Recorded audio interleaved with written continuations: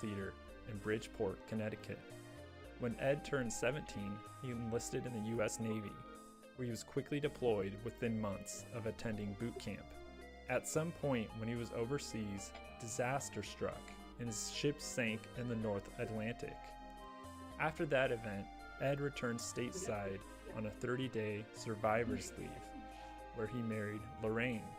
Around 6 years later, after Ed's service in World War II, Ed started attending Perry Art School, a subsidiary of Yale, from which he learned to paint.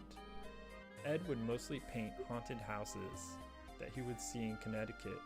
In 1952, as an effort to make some cash off of Ed's talent, he would go on to sell these paintings at pop-up stands all over New England. Going even further than just painting the haunted houses, Ed would go up to the homeowner after he's finished painting and ask if anything had happened there in order to be invited in to investigate. I was 5. Where we lived, we had an old spinster landlady who didn't like dogs or kids. Well, about a year after she died, I was upstairs in the same house, taking off my play shoes. The sun was going down, and the room was getting dark. As I sat there on the floor, the closet door opened all by itself. Inside the dark closet, I saw a dot of light about the size of a firefly. In a few seconds, the light grew to human length, and then incredibly, the apparition of the landlady stood before me. She was frowning as usual, just like she looked in life. Then she vanished. Ed founded the group, the New England Society for Psychic Research, in 1952. In the group's more than 50 years of existence, it has investigated thousands of hauntings. So now let's go through their most popular cases. Just a heads up, while the Warrens are not the only players directly influencing each case, they do end up playing a unique part in documenting these cases, which helps spur their career growth and allows them to profit off of them. So keep that in mind while listening. In 1970, a mother bought an antique Raggedy Ann doll as a birthday gift for her daughter, Donna, who was about to graduate from college in nursing. Soon they noticed strange occurrences with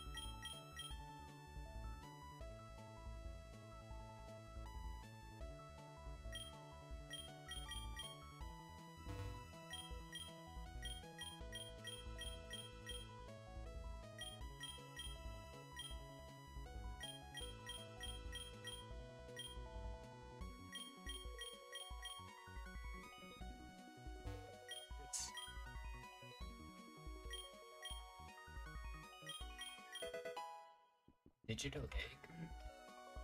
Oregon.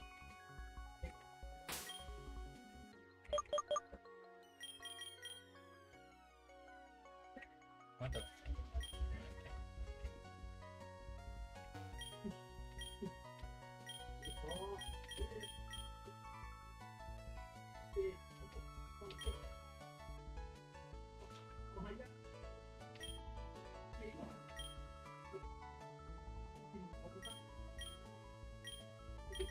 Yeah, by stealing red, says Pokemon. GG.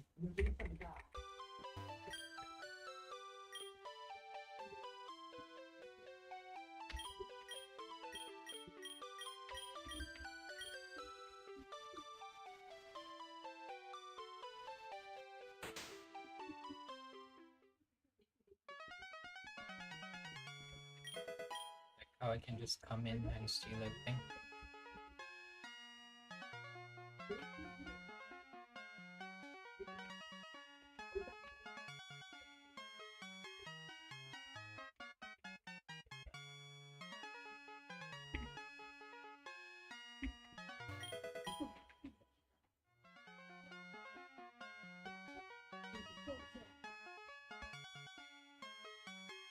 Maurice.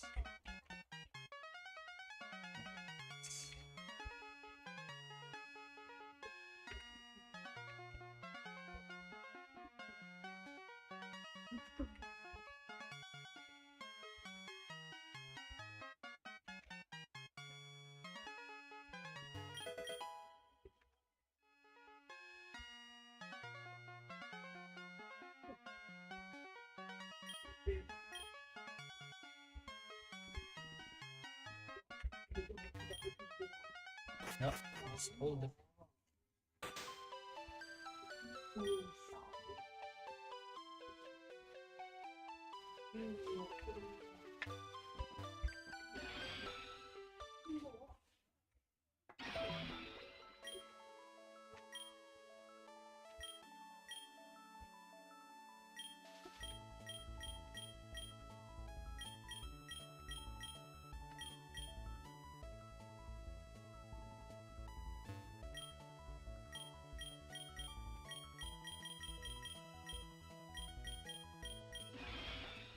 When can I get my original team?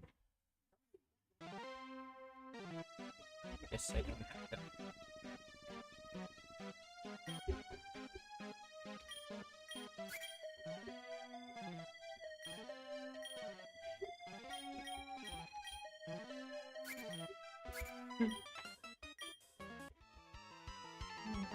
Am I up? Out up.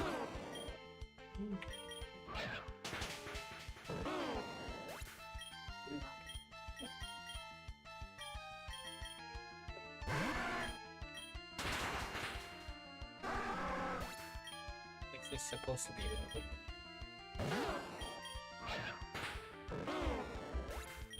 okay.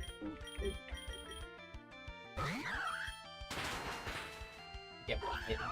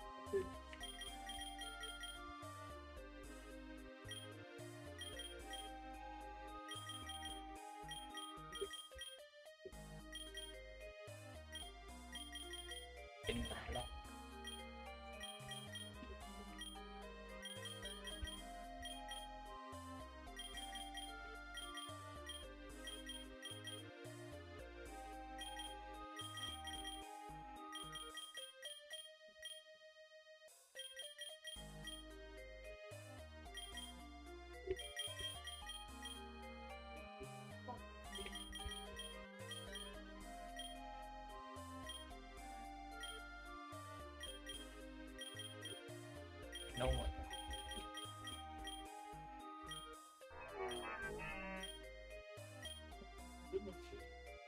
Yeah.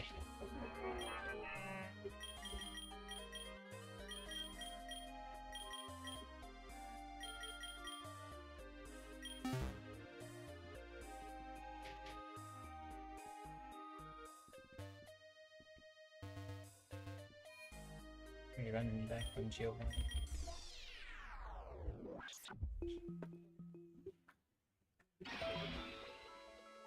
Did it hit like level?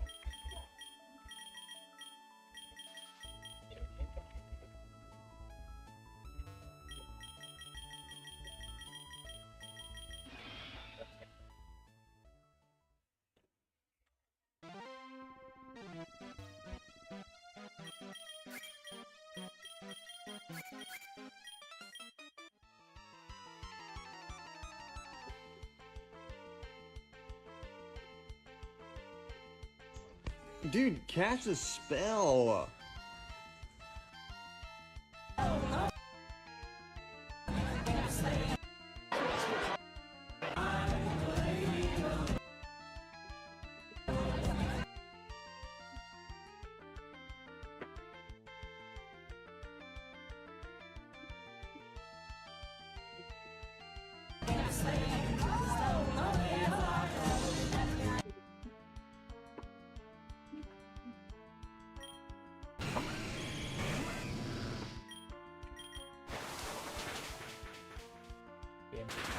How did that hit?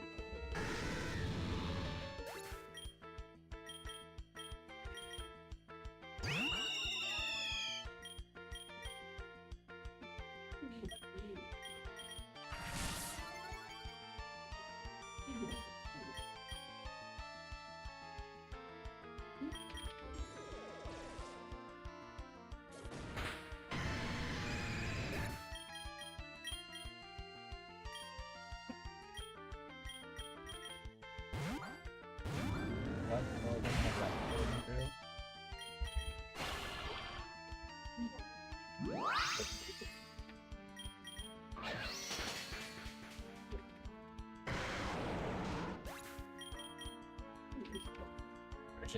I'm fine. I'm not fine. I'm gonna do like no damage.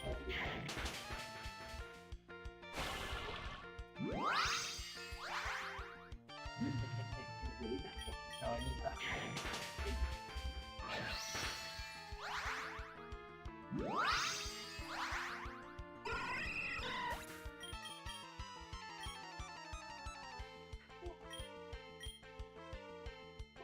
Let's try. I'm so good. Rock is so good. Can I go for a poison pen? Let's go. Can I go for a drill? That's not gonna kill.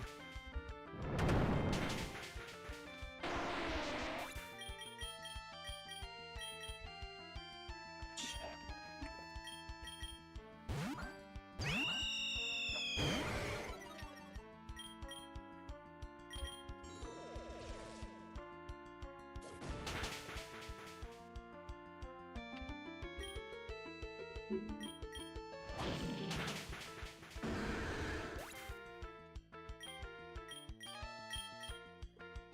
These two.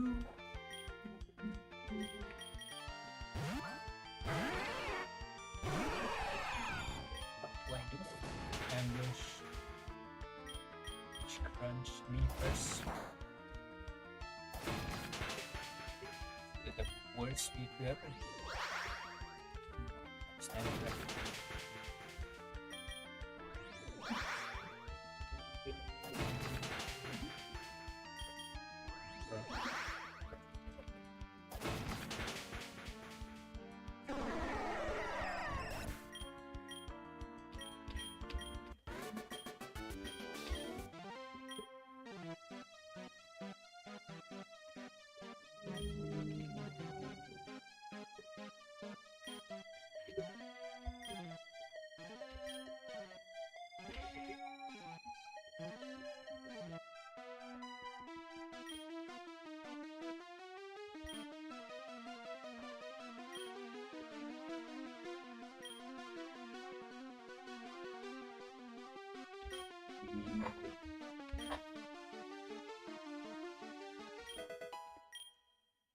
Oh.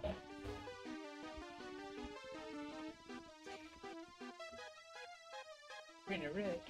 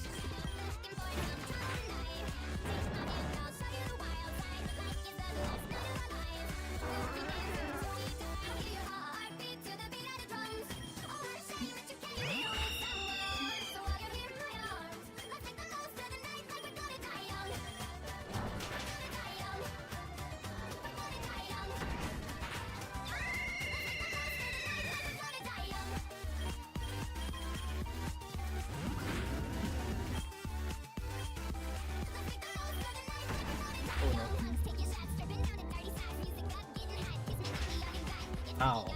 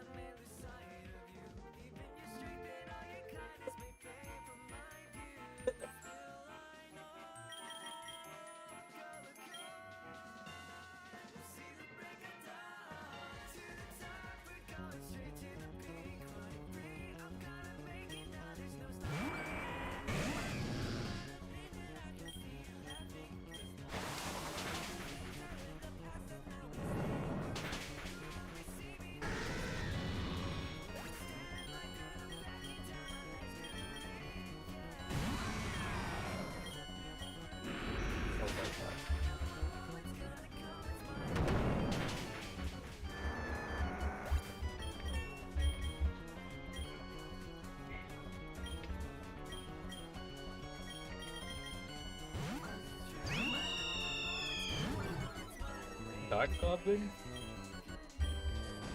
Oh, you bastard. Dragon. Oh no.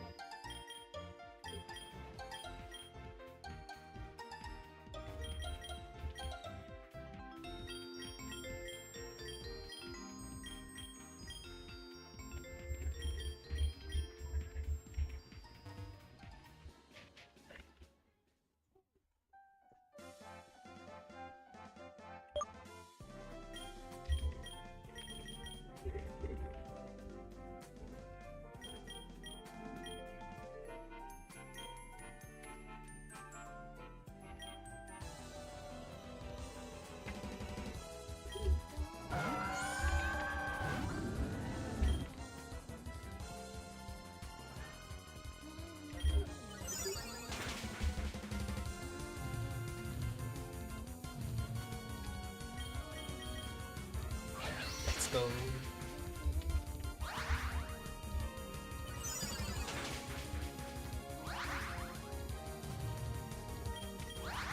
Oh, nice. Oh no, that's not nice.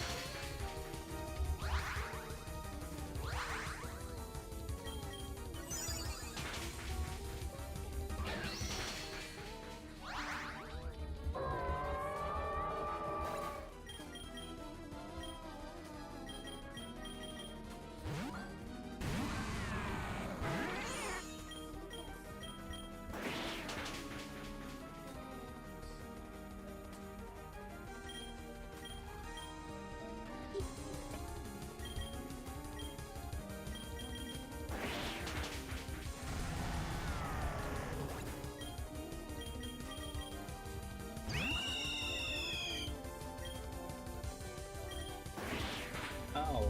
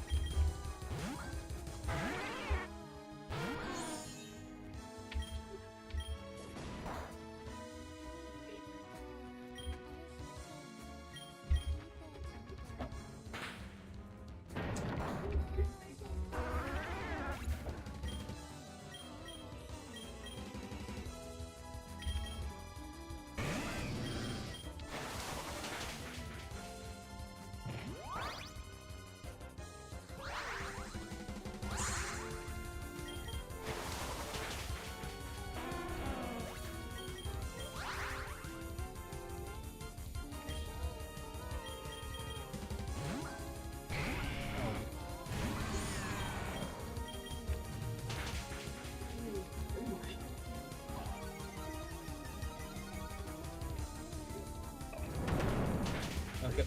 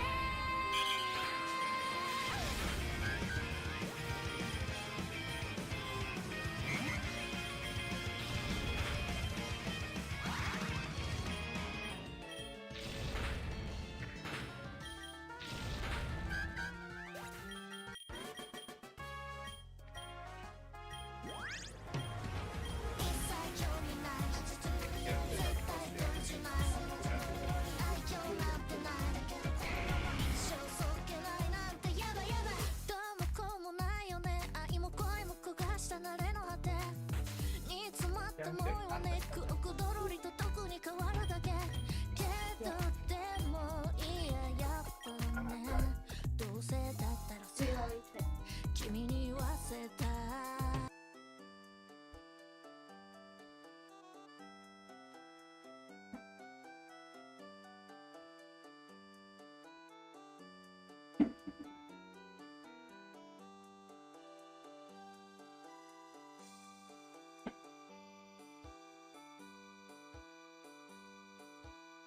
The Conjuring is, love it or hate it, one of the biggest reasons that we had such a massive explosion in popularity within the horror genre throughout the 2010s, and that, without a doubt, helped pave the way for studios to start taking horror more seriously again. I am of the opinion that we're currently in one of those eras for horror that will be looked back on as a golden age, with how many insanely creative, artistic, thematically rich, and memorable horror movies we have coming out at the moment. And part of me wonders if we'd even be here had The Conjuring not provided so many people with an accessible entry point into the genre and been as popular as it was. In 2016, the Conjuring universe was still in its infancy, with only one other film following the first at this point, that being Annabelle in 2014, which, well, let's just say it wasn't directed by James Wan, and that definitely shows. The Conjuring 2, however, was, and once again chronicles real life paranormal investigators / career scam artists Ed and Lorraine Warren dealing with another demon. Yeah, I do wish I had talked more about this in my video on the first movie, but it's going to be impossible to avoid here because The Conjuring 2 takes it even further with painting the Warrens as righteous saviors fighting in the name of God for good, when it seems more likely that they were just fraudsters who took advantage of vulnerable for good, when it seems more likely that they were just fraudsters who took advantage of vulnerable people. It's more egregious in The Conjuring 2 than it was in the first movie, because a very prominent subplot is showing the Warrens facing off against the public scrutiny and skepticism surrounding their work. And I really wish these movies had just come up with fictional paranormal investigators instead of glorifying these really scummy people, especially since they're clearly not all that concerned with the accuracy of the story, since the Warrens were barely involved with the Enfield case. They literally showed up at the house uninvited one day, performed a seance, said, "Yep, this is our haunted house." Then Ed told the family to look into book and movie deals because the haunting could be very lucrative, and then left. That was genuinely the extent of their time in Enfield, and yet here we have a full movie of them being intricately involved with the haunting and being the ones who saved the day. It's also, of course, extremely dramatized beyond the real events of the haunting, but yet the main thing is that the Warrens basically showed up so that they could say they'd investigated another haunted house and sell some books on the name of a famous case. There are also some really bad allegations about a supposed relationship that Ed had with a 15-year-old girl, but that's a little out of my depth, and I haven't researched it enough to feel comfortable talking much about it. My point is, I don't like seeing that these movies so heavily glorify these two, and I wanted to make sure I emphasize that before talking too much about the movie. There's more to say about them, but again, I don't feel well informed enough to talk all that much about it, but I definitely suggest looking into these two if you're curious, because yeah, a lot of it's really bad. Anyway, The Conjuring 2 is actually pretty damn cool, so let's talk about something fun instead of that. Well, what should I call you?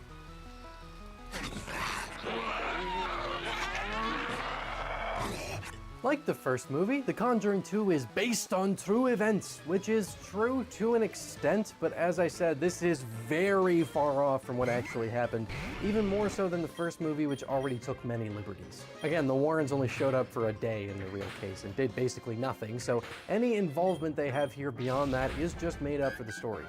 Alright, let's get started.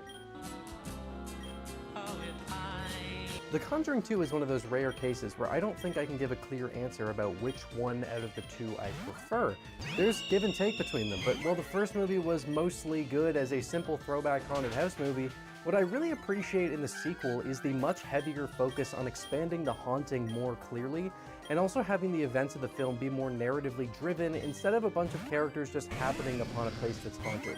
The story is more directly connected to these characters, and the background of this haunting is more consequential to the events of the film, so there's more of a sense of narrative cohesion in the sequel than there was the first time around.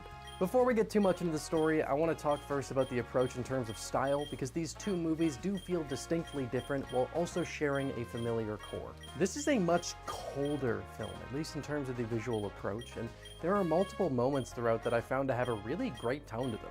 That backyard, every time it comes up with the fog gently rolling through, with the swing sitting in the middle, there's something about this that I love. Despite the fact that they never do anything with it from a horror standpoint, it's more of a really great atmospheric set piece to have in the background of certain shots, and a great spot to have some conversations about angels and the like.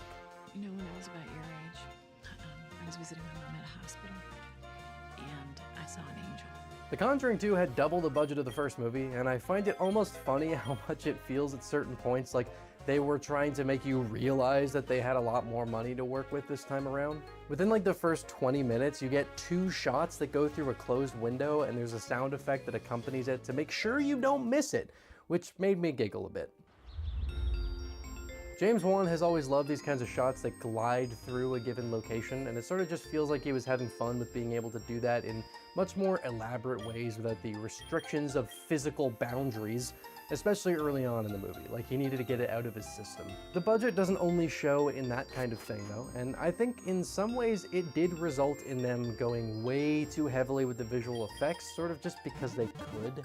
The ideas behind some of these effects are really cool, and I think the designs themselves help to make up for a lot of it, but generally speaking, I prefer practical effects whenever possible, and then for CG to be limited either to accentuating practical effects or handling things that wouldn't be possible with them. To be very clear though, there were a lot of really amazing practical effects here, and I think that's what bothers me even more, because they're so covered in digital makeup that they don't even really feel practical a lot of the time. The biggest tragedy to me is the original demon design for the movie, which was done by Justin Rayleigh with Fractured FX Incorporated. It is so goddamn cool, but there was only one shot that was ultimately finished with the additional CGI wings before they decided that this demon didn't fit what they wanted to do with The Conjuring, and so they went back, and that's how we got the demonic nun design. Now, I really do like Valak's look here.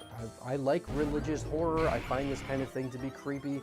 It's a good design, and I especially enjoy the narrative implications of the design. But man, it is such a shame to see this elaborate bodysuit costume get thrown aside. This is actually a big part of why so many of the scenes with Valak feel heavily digital, because the nun came into play after primary production had concluded and was all part of additional photography, so for certain sequences they just digitally replaced this demon with the nun. Now I will say that having these 2 demon designs on board does result in a cool moment right at the end as Valak is sent back to hell, but like, man, this could have been so sick. My sister and I want to know, are there any spirits here that want to communicate with us?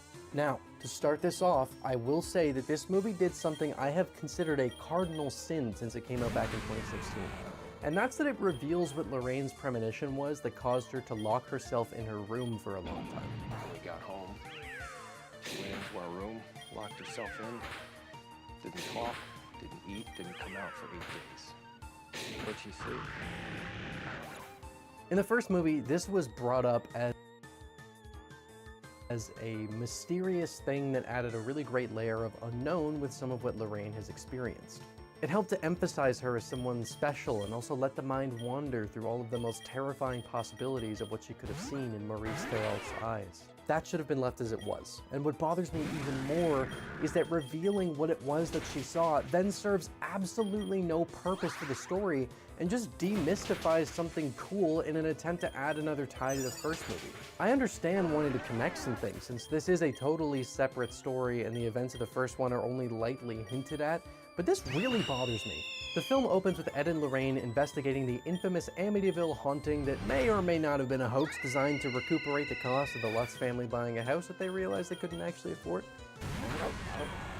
I always feel pretty weird about movies or shows that directly recreate real-life tragedies with the real names of real people, so while there are some stylistic decisions about this sequence of Lorraine basically stepping into Ronald DeFeo's point of view, I'm not all that jazzed on the movie recreating this in a tacked-on opening scene so that they can set up a spooky nun demon.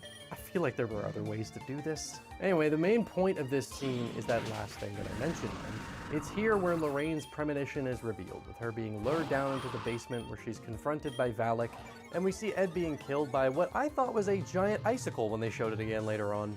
Canadian fears, I suppose.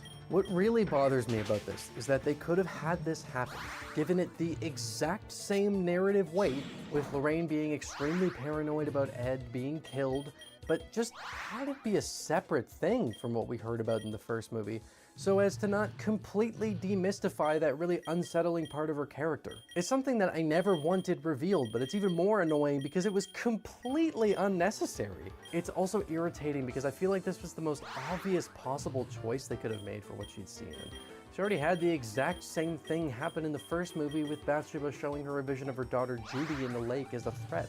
They completely robbed that plot of its weight, and it's something I have not come around to even 9 years later? Alrighty then. Yeah, I'm really not the biggest fan of how they chose to open this movie. It's got some flavors of the Further from Insidious, but way less cool, and a couple of neat details for people who know about things, like that famous photo of a supposed ghost in the house, but it's somewhat a distasteful scene for a movie like this. Ruins that great mystery, and it's lacking in that cold and ominous tone that the first movie had for its opening title transition.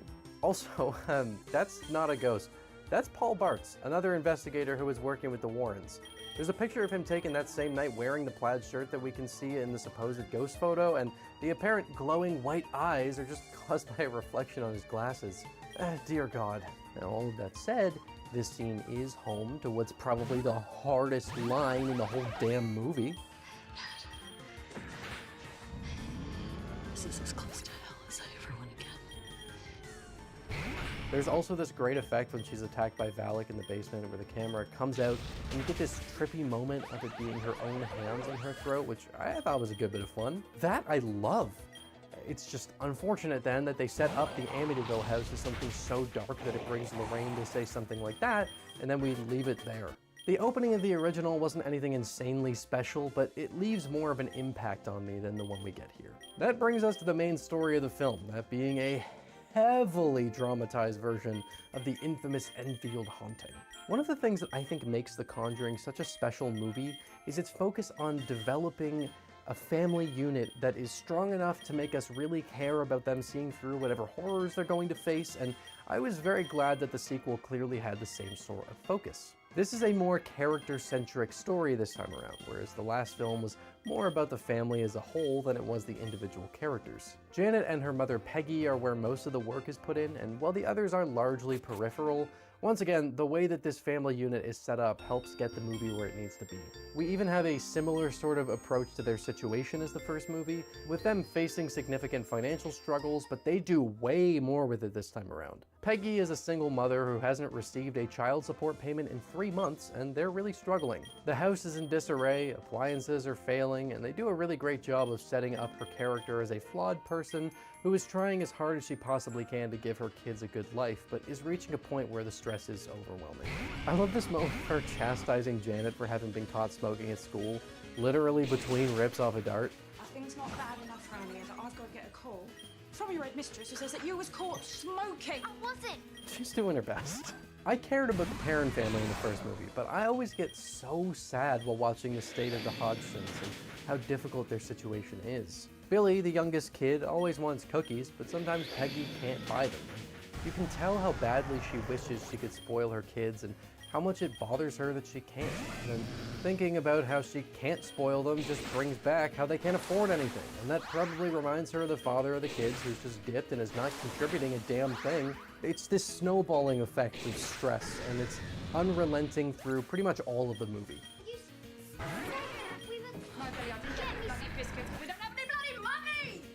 Now, that's not to say it's perfect here.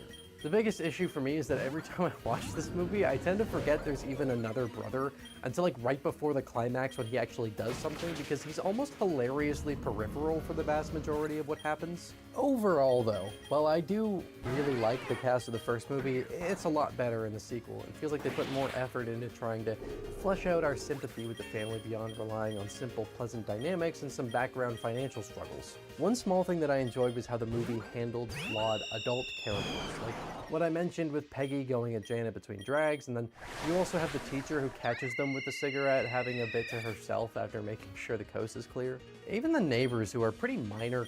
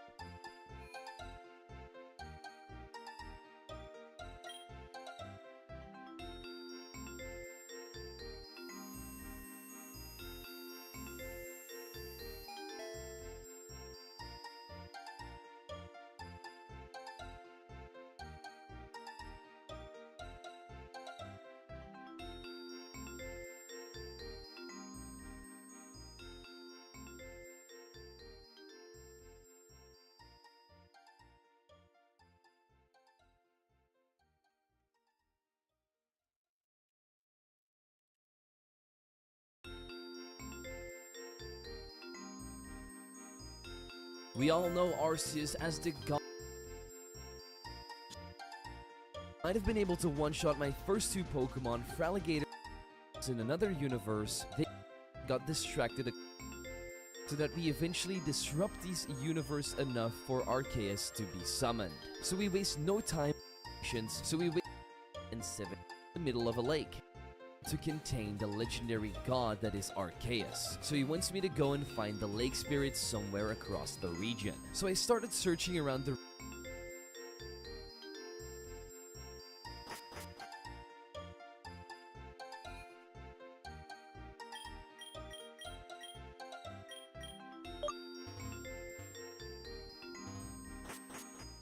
region and got distracted a couple of times by a wishing well that ended up giving me a very powerful Pokemon named Luckpup after I threw 7,700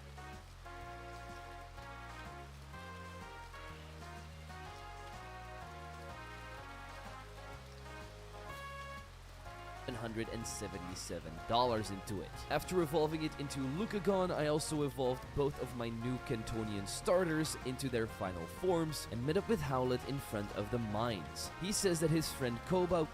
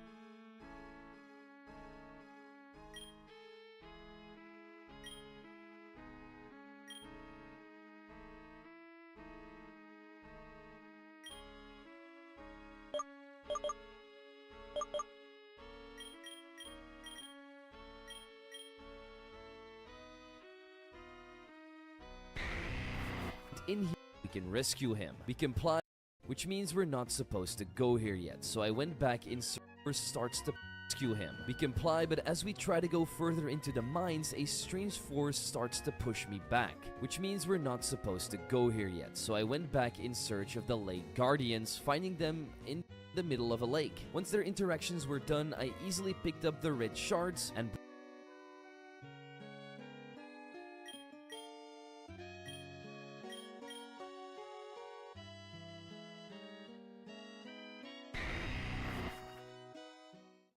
as we try to go further into the mines, a strange force starts to push me back, which means we're not supposed to go here yet. So I went back